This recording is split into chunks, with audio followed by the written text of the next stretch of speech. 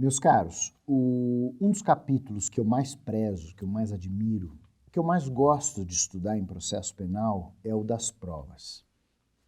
Talvez porque eu tenha feito o meu mestrado em cima das provas, né? E a minha dissertação foi o valor da confissão como meio de prova no processo penal, que hoje transformou-se no livro Da Prova em Processo Penal. Então, eu gosto muito do assunto.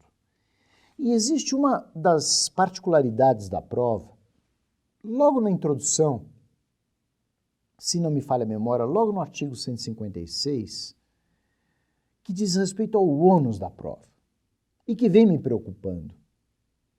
Porque todos sabem que, especificamente em processo penal, o ônus da prova é da acusação.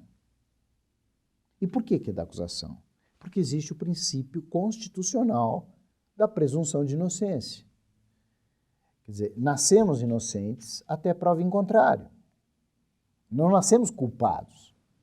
Então, se o Estado diz que nós somos culpados, o Estado deve provar.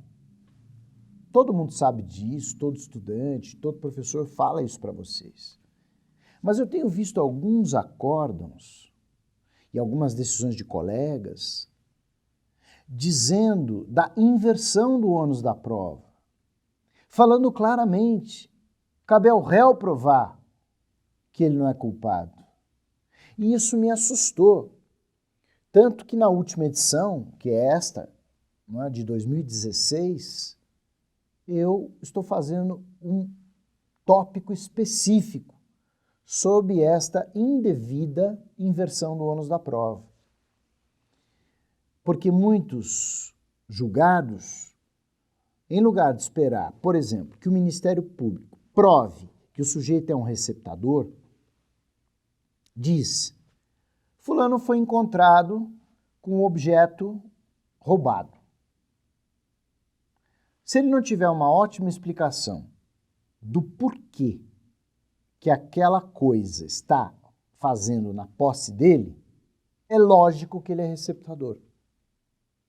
Então, por uma questão de dedução, né, eu falo, roubou-se uma coisa, está na mão do réu, logo ele é o receptador. Mas não tem prova. Isso é um raciocínio que se faz, né, que se presume ou que se deduz alguma coisa que não necessariamente é verdadeira.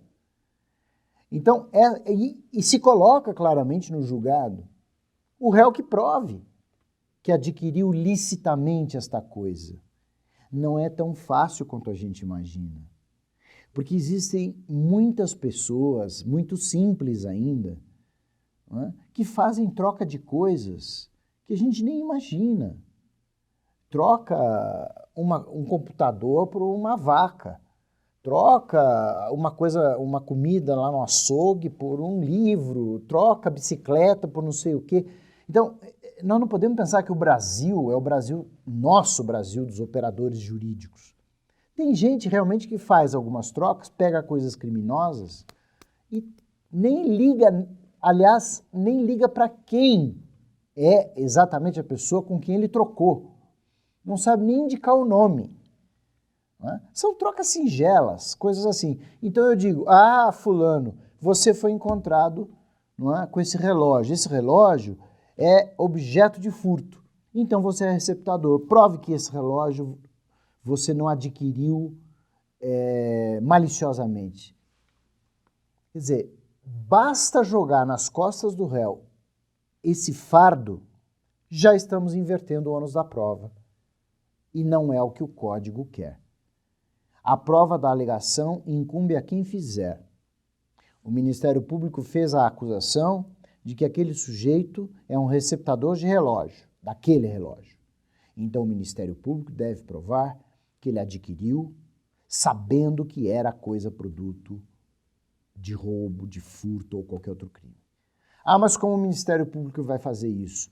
Bom, minha gente, quando os meus alunos me perguntam determinadas coisas em matéria de provas, professor, mas como que se prova isso? Eu digo, lutando, indo atrás de testemunha, mostrando o caráter da pessoa, que ele jamais teria adquirido uma coisa se ele soubesse que era criminosa, enfim. existem várias maneiras, mas faz parte de um mundo, não é, que não é um mundo matemático. Infelizmente, nessa hora, o mundo das provas é um mundo subjetivo. Mas nós não podemos jamais inverter o ônus da prova. O ônus da prova em processo penal é da acusação sempre.